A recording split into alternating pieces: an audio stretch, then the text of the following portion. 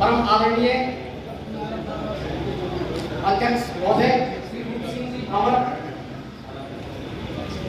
और मुकेश कुमार जी प्रधान, विष्णु कुमार जी बाबर और सभी मंचासीन सभी को मैं हार्दिक अभिनंदन करता हूँ। और मैं सबसे पहले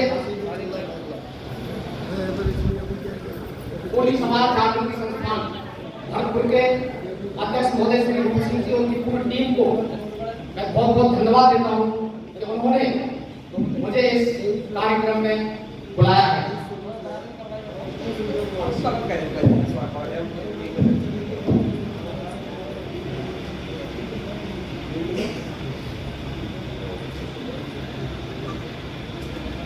तो मैं सबसे पहले यहाँ पर उपस्थित मातृशक्ति को मैं नमन करता हूँ कि आज जो प्रतिभावान सम्मान समारोह जो हो रहा है उसमें सबसे बड़ा योगदान मातृशक्ति का है।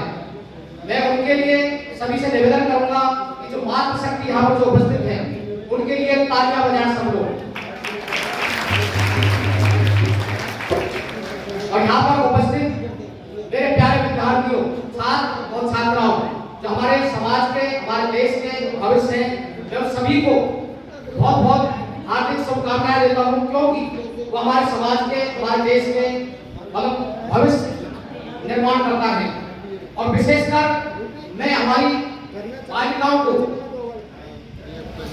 मैं धन्यवाद देता हूँ जो बहुत ही अच्छे मार्क्स देकर वो यहाँ पर प्रतिभावान सम्मान समारोह में शामिल हुई हैं। और यहाँ पर उपस्थित जितने भी लोग हैं मैं उनसे हाथ जोड़कर निवेदन करूंगा कि वो विशेषकर जो हमारे जो समाज की जो लड़कियां हैं उनकी एजुकेशन पर, विशेषकर उनकी एजुकेशन पर ध्यान दें, क्योंकि जो लड़कियां हैं वो दो खानदानों का नाम रोशन करती हैं, एक ससुराल पक्ष का और एक मायका पक्ष का। तो उनको विशेषकर, और मैं यहाँ पर उपस्थित एक धर्मपत्नी श्रीमती पुष्पा भावर का मैं धन्यवाद देना चाहूंगा कि उन्होंने मेरे जीवन में दो अनमोल रत्न, दो मेरी बेटियां हैं, एक का नाम रश्मि भावर और दूसरे का नाम भूमिका भावर। तो आप सभी के आशीर्वाद से और विशेषकर उसकी जो माँ है पुष्पा भावर, तो उसने उनकी परवरिश में, उनके संस्कार में कोई भी कमी नहीं छोड़ी। तो आज आप सबके लिए मैं बात बताना चाहूंगा, जैसे कि यहाँ पर इन्होंने जो बताया था मेरे परिवार के बारे में थोड़ा सा, तो बड़ी जो बिटिया है रश्मि भावर, उसने कुशलता पूर्वक बहुत ही अच्छे नंबरों से IIT BHU से उसने BTech प्लस MTech दोनों ही कर लिए हैं और उसका बिना किसी कोचिंग और ट्यूशन के IIT में सिलेक्शन हुआ था। और आज वो जो दुनिया की मानवीय कंपनी कॉलकॉम उसके अंदर वो जॉब कर रही है।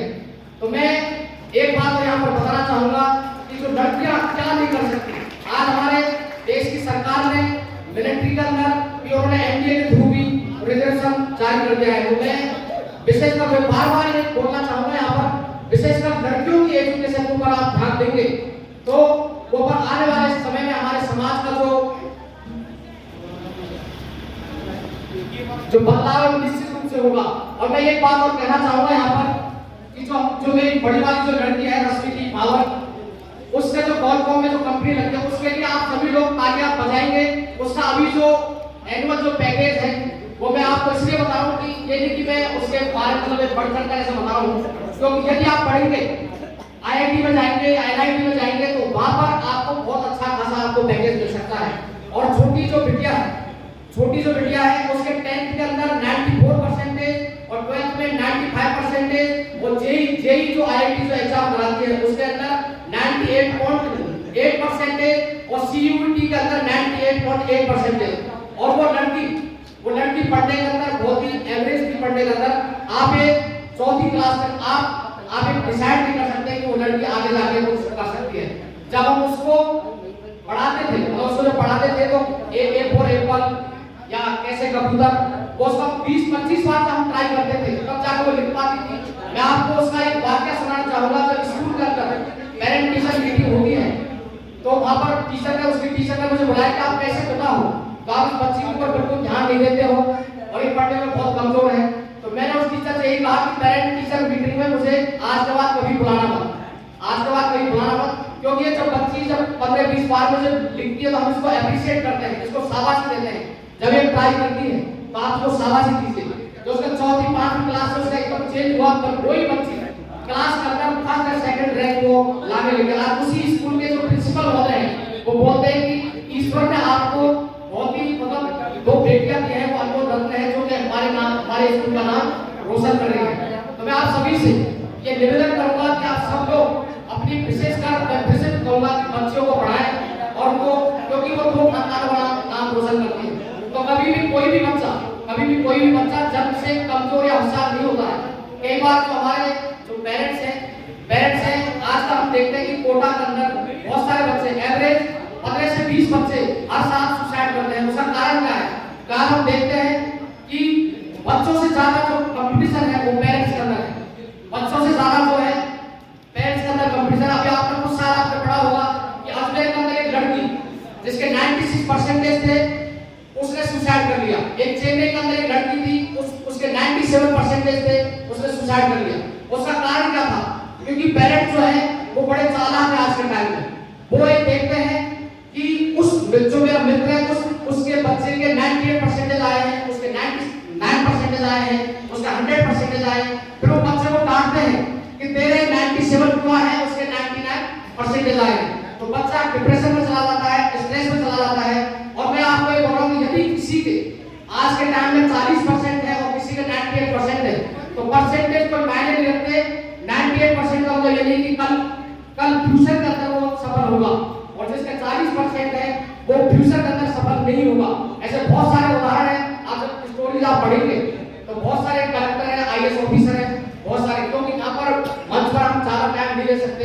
तो मैं आपको बहुत सारे स्टोरीज के माध्यम से, रियल स्टोरीज के माध्यम से मैं आपको बताता हूँ। और मेरा जो जीवन का एकमात्र मकसद है एजुकेशन। हम गरीब बच्चों के लिए भी हम काम कर रहे हैं। यहाँ पर हमने एक एनजीओ भी 2 मिनट और लेना था। हमने एक एनजीओ भी बनाया है, save our earth foundation. Save our foundation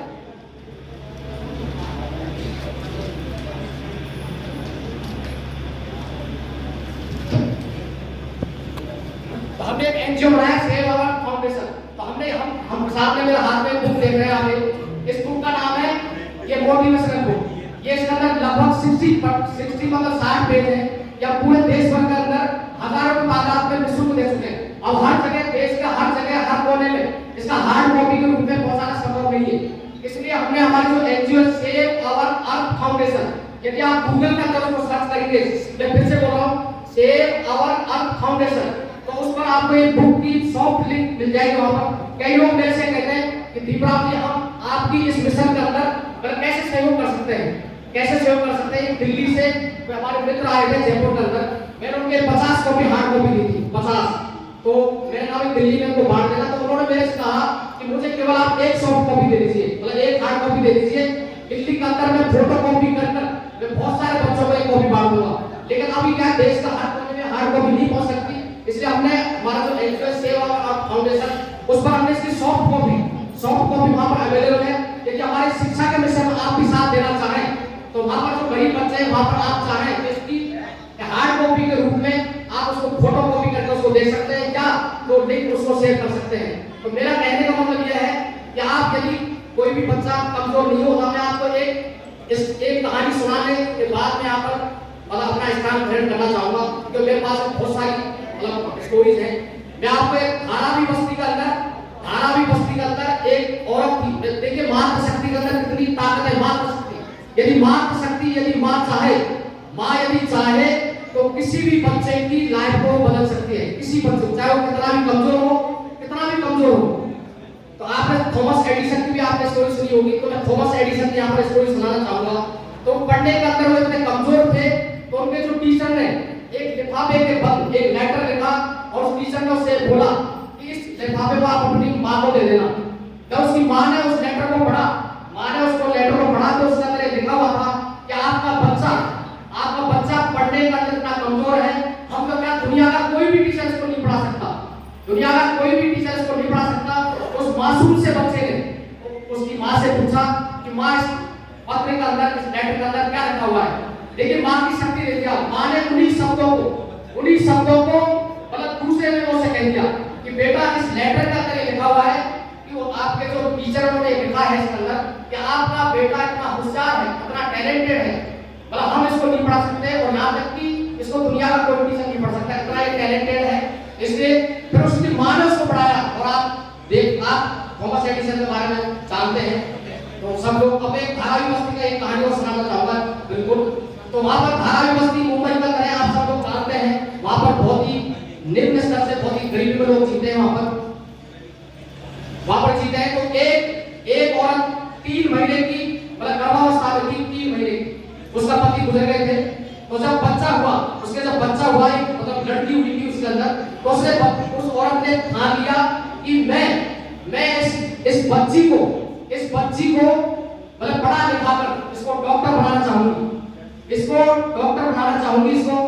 अब उसके बच्ची एक मतलब जिससे कि गरीब लोगों का इलाज कर सके और जो गुंडे मवाली है उनको सुधार सके, तो मैं इसको आईपीएस ऑफिसर बनाना चाहूंगा। तो मैं यहाँ पर उस बच्चों से पूछना चाहूंगा कि एक ही बच्चा और 2 टारगेट, तो क्या ये पॉसिबल है? How is possible? क्या पॉसिबल है? एक ही बच्चे को डॉक्टर बनना है, एक ही बच्चे को आईपीएस बनना है, तो क्या पॉसिबल है? तो देखिए उसने अपनी बच्ची को पढ़ाया उसने, और वो बच्ची क्या डॉक्टर बन गई। क्या बन गई? डॉक्टर बन गई। और उसके बाद उसने आईएएस की एग्जाम दी, उसके बाद वो आईपीएस बन गई। तो कहने का मतलब यह है कि माँ यदि चाहे तो किसी बच्चे का भविष्य कर सकती है। तो आपने मुझे आपको बुलाया है, इनको मैं तहे दिल से शुक्रिया थैंक यू देना चाहूंगा।